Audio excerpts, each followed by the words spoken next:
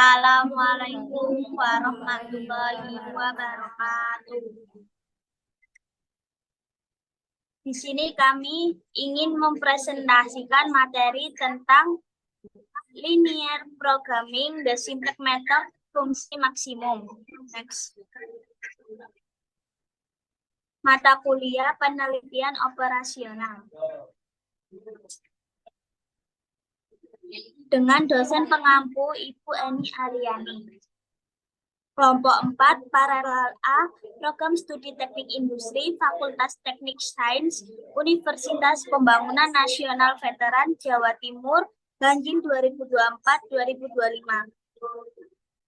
Sebelum melangkah ke materi, sebaiknya kita perkenalan terlebih dahulu. Perkenalkan, nama saya Feni Rahmawati Putri dengan NPM 23032010061 selaku ketua. Selanjutnya, perkenalkan, nama saya Daul Kita Amalia dengan NPM 230320101053 selaku wakil ketua. Perkenalkan, nama saya Naira Grarafal Kamila dengan NPM 23022066 sebagai anggota. Perkenalkan, nama saya Yuda Diana dengan NPM 230320101091 sebagai anggota.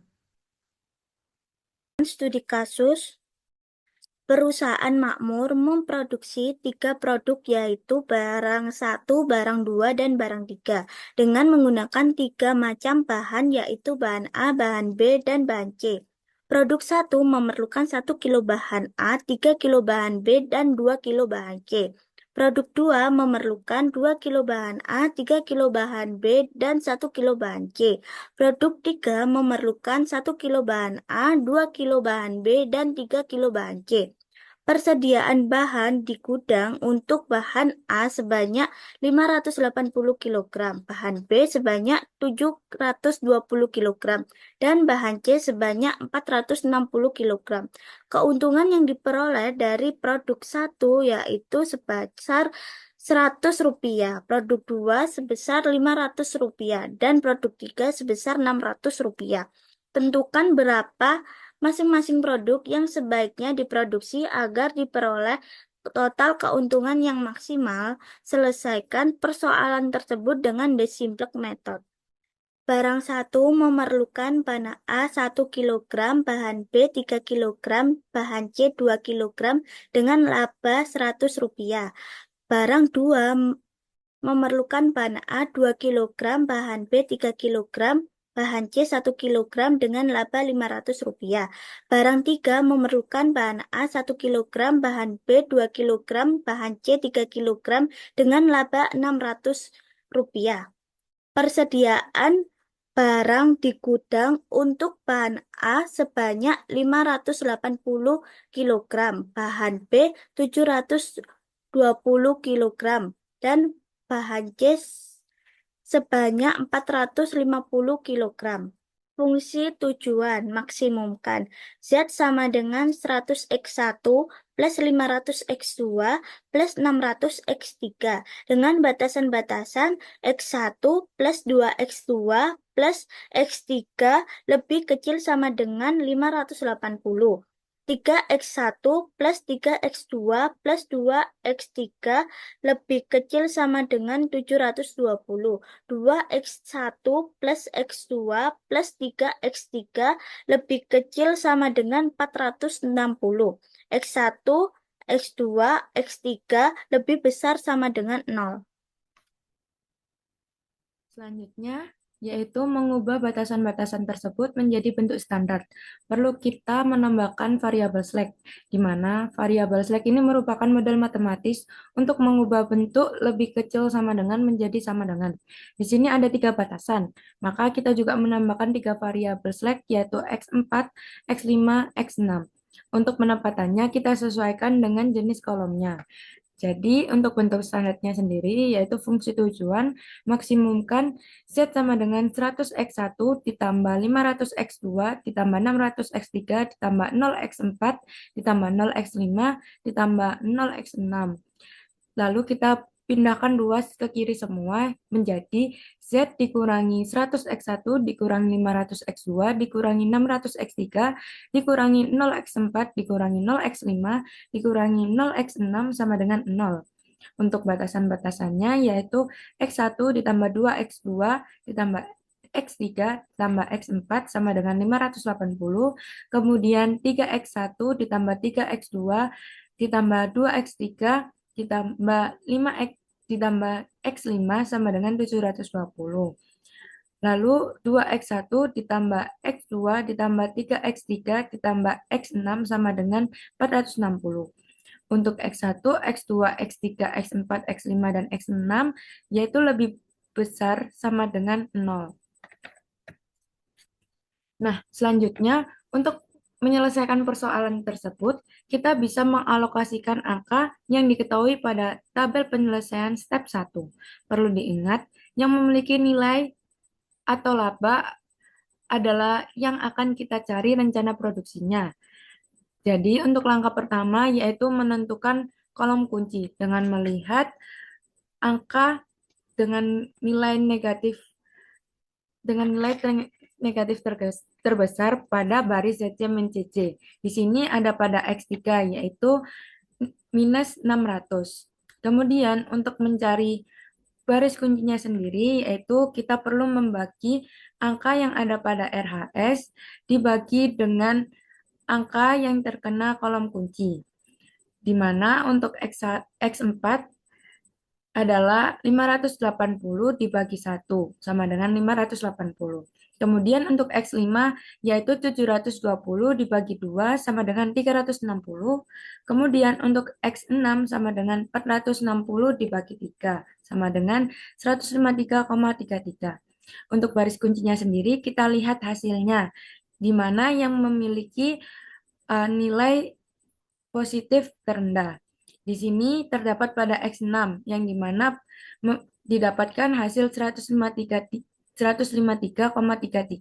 yang dimana merupakan positif terendah terkecil. Jadi untuk baris kuncinya ada pada X6. Baik, selanjutnya adalah masuk ke perhitungan, yang dimana perhitungan ini kita menggunakan cara kedua. Untuk baris CC men-CC, baris pertama merupakan baris CC men-CC itu sendiri. Kemudian yang baris kedua adalah baris kunci, yang dimana baris kunci tersebut kita dapat dari hasil X6 tadi yang kita pilih menjadi baris kunci dibagi dengan angka yang ada pada baris X6 yang merupakan pertemuan antara kolom kunci dan juga baris kunci, yaitu 3. Jadi untuk baris kuncinya sendiri yaitu 2 dibagi 3, 1 dibagi 3, 3 dibagi 3, 0 dibagi 3, 0 dibagi 3, 1 dibagi 3, 460 dibagi 3. Sehingga didapatkan untuk baris kuncinya sendiri yaitu 2 per 3, 1 per 3, 1, 0, 0, 1 per 3, 460 per 3.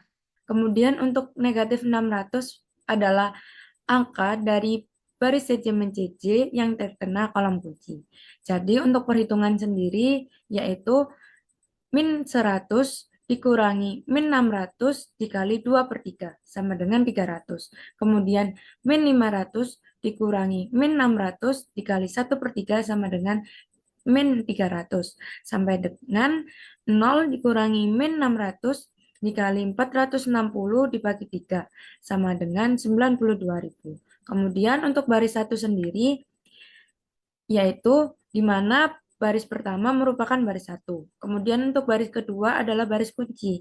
Untuk angka 1 sendiri adalah angka pada baris 1 yang dimana terkena kolom kunci. Untuk perhitungannya sendiri yaitu 1 dikurangi 1 dikali 2 per 3 sama dengan 1 per 3. Kemudian 2 dikurangi 1 dikali 1 per 3 sama dengan 5 per 3. Sampai dengan 580 dikurangi 1 dikali 460 per 3 sama dengan 1280 per 3.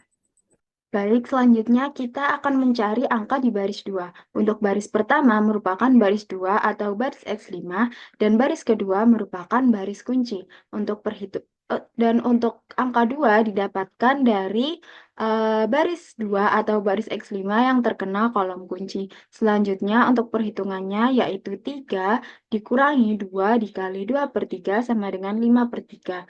Selanjutnya 3 dikurangi 2 dikali 1/3 sama dengan 7/3. Sampai dengan 720 dikurangi 2 dikali 460/3 sama dengan 1243. Setelah dilakukan perhitungan, kita masukkan semua hasilnya ke dalam tabel. Karena pada baris ZJ min ZJ masih ada nilai negatif, kita akan masih lanjut di step berikutnya, yaitu step kedua. Untuk selanjutnya kita akan mencari kolom kunci. Untuk mencari kolom kunci yaitu dengan dilihat angka pada baris ZJ min ZJ yang memiliki nilai negatif terbesar. Untuk angka yang memiliki nilai negatif terbesar terletak pada kolom X2, sehingga kita melingkari kolom di X2. Selanjutnya kita akan mencari baris kunci. Untuk mencari baris kunci, yaitu dengan melihat hasil positif terkecil pembagian antara RHS dengan angka yang berada pada kolom kunci. Untuk X4 yaitu 1280/3 dibagi dengan 5/3 sama dengan 256. Untuk baris X5 yaitu 1240/3 dibagi 7/3 sama dengan 177,14. Untuk baris X3 yaitu 460/3 dibagi dengan 1/3 sama dengan 460. Sehingga didapatkan baris kuncinya merupakan baris X5. Selanjutnya kita akan melakukan perhitungan uji nilai Z, di mana Z sama dengan 100x1 ditambah 500x2 ditambah 600x3. Sama dengan 100 dikali 0 ditambah 500 dikali 0 ditambah 600 dikali 460/3. Sama dengan 276.000/3. Sehingga hasilnya adalah 92.000 dan terbukti sama dengan perhitungan sebelumnya.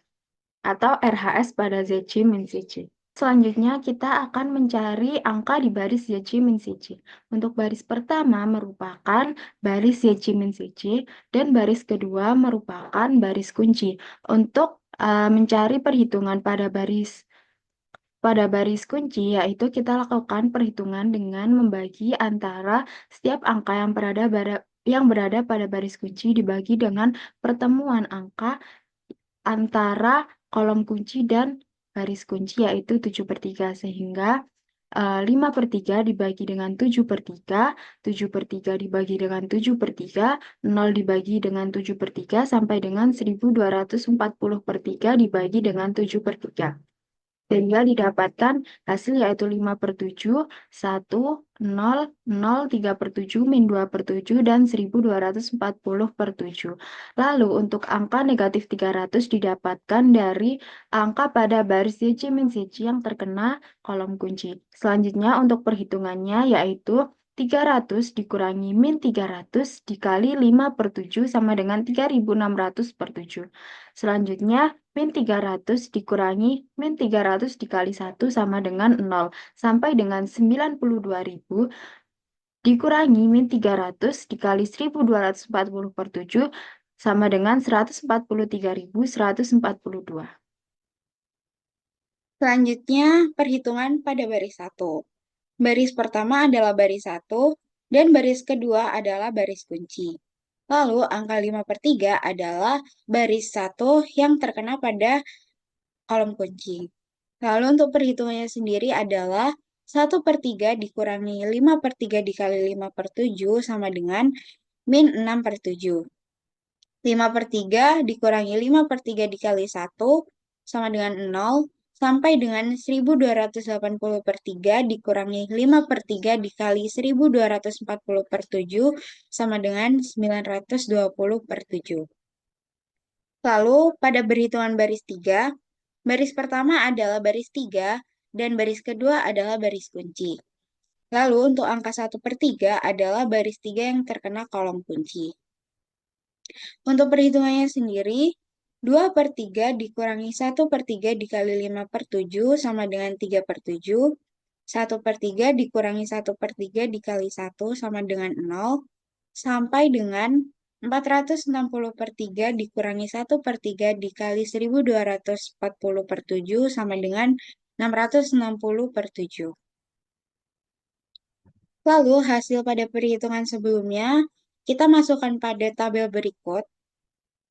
Dan dikarenakan pada baris CJ min CJ tidak ada yang negatif, maka kita lanjut pada step selanjutnya. Step selanjutnya adalah perhitungan nilai Z.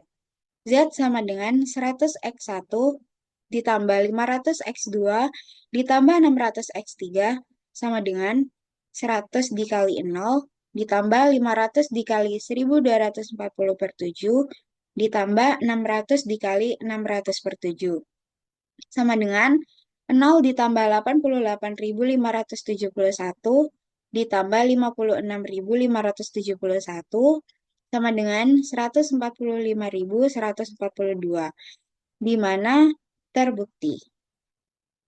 Jawaban optimal di mana nilai X1 sama dengan 0, X2 sama dengan 1240/7 sama dengan 177,14 atau 177 unit. X3 sama dengan 660/7 sama dengan 94,2 atau 94 unit, dan Z sama dengan 145.142 rupiah. Kesimpulan, perusahaan makmur sebaiknya memproduksi barang 2 sebanyak 177 unit dan barang 3 sebanyak 94 unit agar diperoleh total keuntungan yang maksimal yaitu sebesar 145.142 rupiah. Sekian presentasi dari kelompok kami. Semoga apa yang kami sampaikan dapat bermanfaat. Terima kasih. Wassalamualaikum warahmatullahi wabarakatuh.